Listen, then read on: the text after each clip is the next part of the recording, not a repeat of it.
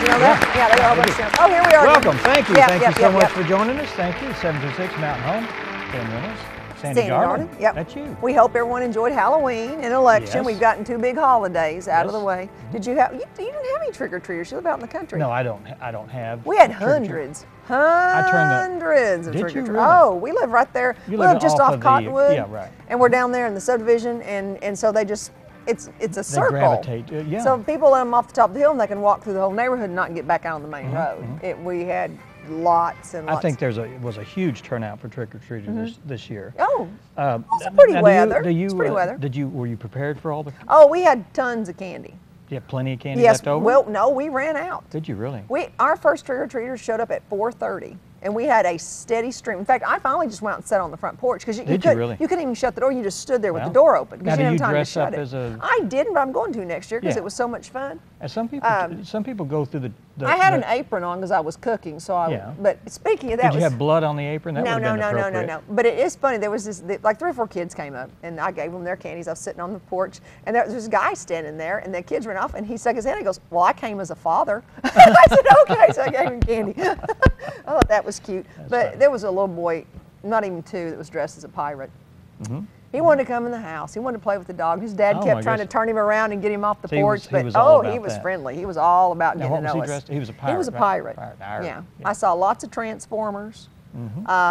Lots of Superman was big. Now the costumes have come a long way since we We did just it. wore a plastic mask. Remember Yeah, that? It just yeah. came in a box from the dime store, a little Yeah. plastic. You couldn't see through it. You'd fall down. Yeah. But no, One they're was a very ghost or elaborate. something like that. Some kid came as a table. A table. It was a table and there was food on it.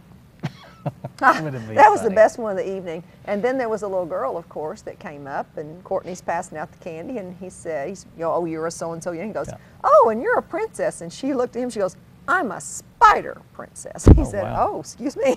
You know that, because you don't want to get it wrong. I thought one little girl was a baseball. And she said, "I'm Frankenstein's wife." I thought, oops. Well, she had a white, well, I thought it was a dress. It was white, and then it had like stitching on it. So I saw white and stitching. I said, "Oh, you're a baseball." Whoops. She was not happy. Well, my with me. grandkids went as one went as a dinosaur. Oh, that's good. Yeah, and the other one was a cat. A cat. A black cat. She was really cute. You know, most of them don't have homemade costumes anymore. They go out Yeah. and buy the costumes, which are really, really Uh-huh. cute. Uh-huh. But the homemade thing's always kind of. Yeah, that's always good. Yeah, I That's kind of always good. like that. But I didn't see any ghosts. Not one single kid just came with a sheet over their head.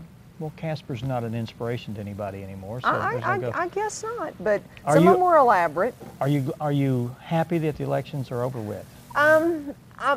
Only if they would give us a break for a while, but they won't, because Yeah. we're talking about 2012 already. Yeah. Yeah. But I stayed up as late as I possibly can, but I'm not much of a night owl, so I fell asleep long before anything was decided, really. And most of them went my way, some didn't, but Yeah. I was just Oh, really, really? really pleased with the high turnout. I was really glad that people turned out.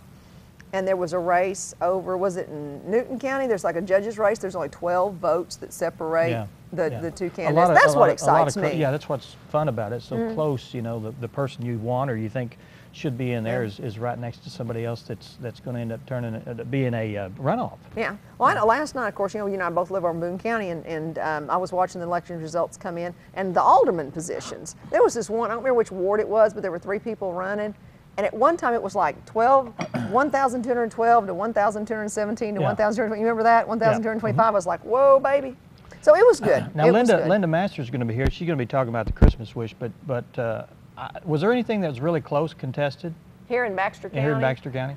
Yeah, I Don't think so. I don't think we had a wet, dry issue over in the hair. Yeah, Boone County was much more County, and- contentious because I asked my students today, and I think I mentioned last week that I give the students 25 bonus points for being a registered voter. Yeah.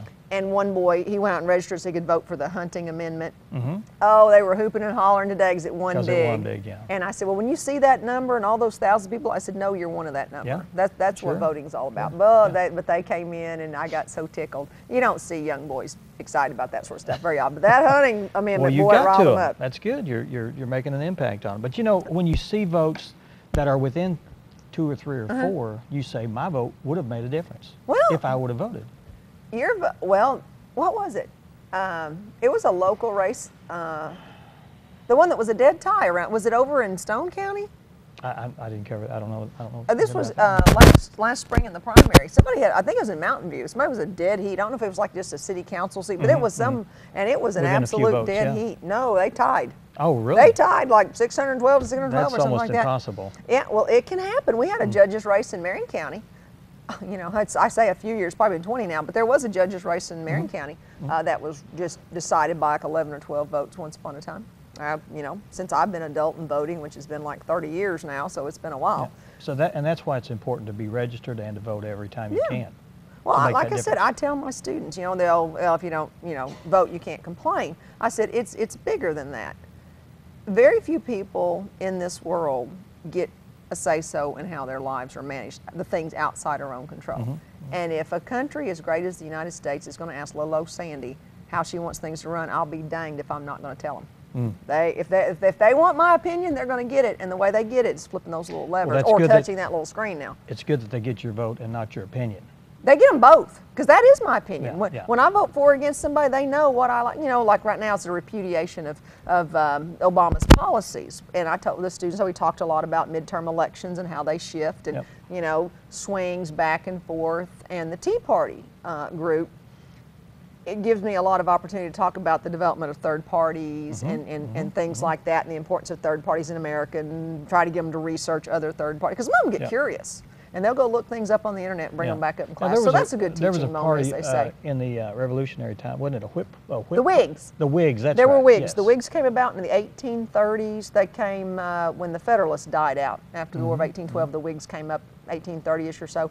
And they hung around and then were replaced by the Republican Party, which came up in the 1850s. Right. And it's really exciting to be in a country, in a nation that still is developing and still has the freedom to choose and to swing one way or the other. Well, some guy this morning on TV, he was talking about, he mentioned us breaking, it was last night, one of those pundits, about breaking away from Great Britain, and then he said, and look, they've got like, he said like 57. He said they have like 57 political parties and we only have 2. I thought, no, we don't. We have a lot more than 2. We only have 2 major ones. But we do not only have 2 parties. So there is some talk now, I love us talking about politics, about America, Congress leaning toward a parliamentary system because of the strength of the Tea Party movement, who are Republican-ish, but aren't really Republicans. They're like dissatisfied Republicans, a lot of them. Right, some of them, I'm of sure, them are, Democrats too. They sway that way. It's that we may, you know, between moderate, centrist, right, and left, they're going to have to start cutting some deals. We might. Well, America's too diverse. I thought America was too diverse for a long time for only 2 parties. I've been in favor of wishing that we had stronger third parties a long time ago. It's the third parties, independent, Green Party, whatever, that there are some good ideas there, but you know that they're never going to have a strong hold because of the other 2 parties. But that's what a third party does. They've got nothing to lose. They can talk about the controversial issues because they've got nothing. They're not going to win. Right. So they've got nothing to lose. So they stir it up, and eventually, some of the biggest things that have happened in our government over the course of our country have been third party ideas that eventually the main parties have to pay attention to, because it gains so much popular support. Some of these Tea Party issues. That's right. We're like, well, you know, that's just a little group, that's just a little group. And pretty soon the voice gets loud enough that the Democrats and Republicans better wake up and smell the coffee. That's right. That's right. You know, they've got to listen once these groups get a louder voice. And that's good for all of us. You know, it's great that we have an analyst on the show. Oh, Piddle, I have an opinion on everything, let me tell you. Just ask. And as they say, the fact that I know nothing about it will not stop me from saying it. That's fine.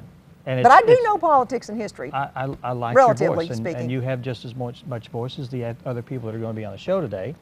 But people want to talk to them and not listen to me. Is that what you're saying? That's probably true. We've got some Woodturners. You know, you see, we've been talking about 10 minutes, and I think your time is just about up. So it's time to move on. Introduce the guests. We're going to introduce the guests. We've got, by the looks of the list, we're moving into the Linda's here. They know that. Season. We've been chatting with Linda over here. Well, I could have just been making that up. Yeah, okay. Could have been. Linda Masters is here, and we're going to have lunch and talk about food one of these days. But anyway, Linda's here. With and who? With Betty. Betty, Adrian. Ardian. Is it Ardian? Adrian. See, I spelled it wrong. You spelled it wrong. And they're here with the Christmas gift wish, which has been going on for like 30 years or something. 22, it's a very well-known program in town, so our viewers know about the Christmas wish list, so we'll talk to them about that. Sure will. And then Jessica Cleland with the Crafts Fest, and Jessica's been here before. So we'll be talking about the Crafts Fest. And then Rita Huff and Gail Sansing are here with the Make-A-Wish group.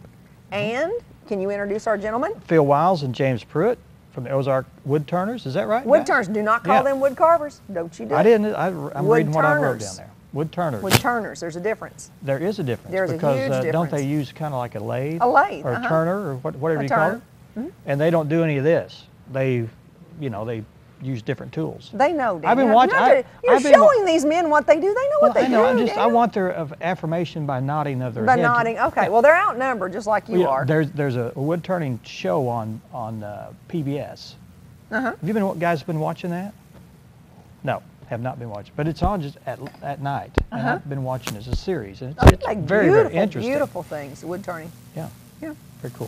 Very cool. Very cool. Well, now that you know what's on, make sure you stick around because we're going to talk with Linda and Betty first about the Christmas wish. We will. Stay with us.